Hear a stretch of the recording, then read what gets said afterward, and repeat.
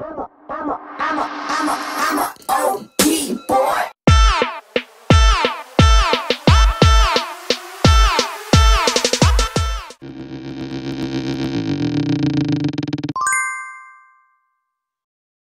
Hai, jumpa lagi bersama saya Hardi Menkoto di HK Channel. Ini adalah channel tempat di mana cerita sepak bola tidak pernah berhenti, tidak pernah selesai dan tidak pernah habis.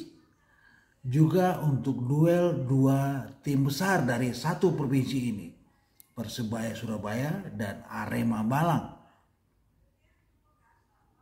Ini adalah duel dua tim yang berseteru sejak 30 tahun yang silam. Dan ceritanya pasti selalu menarik. Pertemuan kedua tim ini terjadi pertama kali di luar Provinsi Jawa Timur. Tidak di Surabaya, tidak juga di Malang. Musim ini dalam Liga 1 musim 2021 dan 2022, Persebaya dan Arema bertarung di luar Jawa Timur. Pertemuan pertama terjadi di Stadion Manahan Solo. Ketika itu kedua tim bertarung imbang 2-2 dan Persebaya sempat ketinggalan lebih dulu 2 gol tanpa balas lewat gol yang dipetik oleh Carlos Fortes dan juga 1 gol yang dipetik oleh Muhammad Rafli.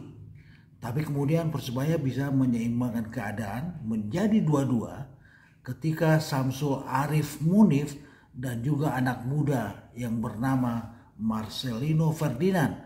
Kedua pemain ini selisih usianya 20 tahun bisa memetik 2 gol untuk Persebaya sehingga kedudukan menjadi 2-2. Nah, pertemuan kedua tim terjadi juga di luar Jawa Timur di seri keempat Liga 1 musim 2021 dan 2022 di Bali.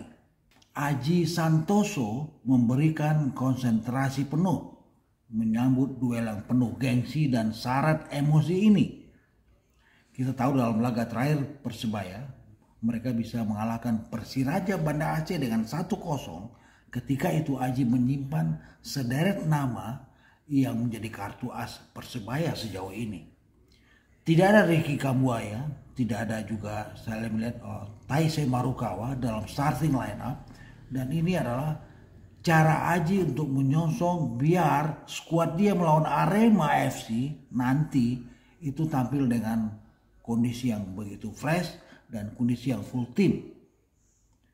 Memang dalam laga melawan Arema di pertemuan kedua ini, Persebaya kehilangan 2 nama.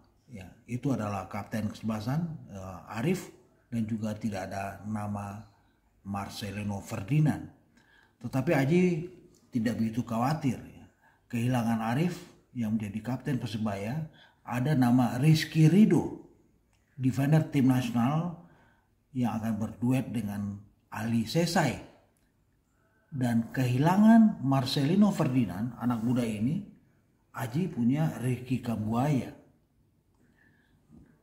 Kehadiran Ricky Kambuaya bersama Taisei Marukawa dan juga Bruno Moreira menjadikan second liner Persebaya begitu bagus. Mereka lah yang menjadi inspirasi penting untuk Persebaya. Kita tahu dengan seorang Arif Munif sebagai tombak tunggal dan juga nantinya ada Arsenio Valvot, striker asal Belanda ini, Persebaya muncul sejauh ini sebagai tim yang paling produktif dengan 45 gol yang mereka kemas sejauh ini. Saya memberikan satu garis bawah untuk nama Taisei Marukawa. Ini adalah gelandang Jepang yang sangat moncer musim ini. Sejauh ini Marukawa, gelandang, mengemas 14 gol dengan 9 assist. Ini luar biasa. Saya juga memberikan perhatian khusus untuk Marukawa karena dia tidak hanya sebagai gelandang serang, tapi juga berperan sebagai winger.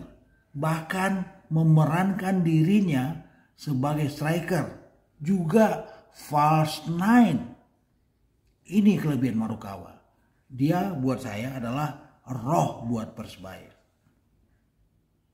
Nah, sebaliknya, bagaimana dengan Arema FC? Saya mencoba melakukan head to head ya, antara Marukawa dengan Carlos Fortes. Fortes adalah striker Portugal, 27 tahun, berambut gimbal dengan aksi yang juga bagus. Dia sejauh ini sudah mengemas 16 gol untuk Arema. Nah, Fortes menjadi kartu as untuk skuad Arema FC. Saya tidak tahu bagaimana pelatih Eduardo menyusun formasi ya, dengan siapa kemudian Fortes ditandemkan. Apakah dengan Kusedia atau juga dengan sebutlah misalnya Dedik Setiawan. Tetapi Fortes adalah hal yang menjadi atensi khusus buat Aji Santoso. Bagaimana Aji meredam Fortes? Ini menarik. Sejauh ini saya melihat derby Jatim yang berlangsung di luar Jatim untuk laga kedua mereka, laga kedua tim di Liga 1 musim sekarang ini, itu menarik ya. Dan bagaimana Persebaya tampil jauh lebih terengginas untuk laga dia melawan Arema.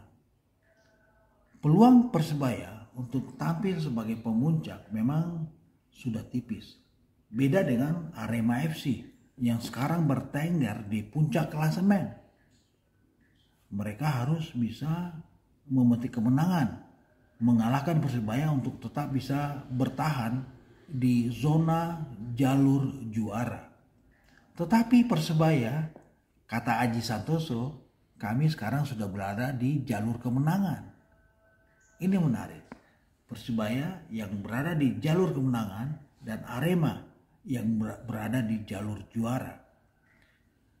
Siapa yang akan tampil sebagai pemenang dalam derby ini? Ini sebuah pertanyaan yang menarik.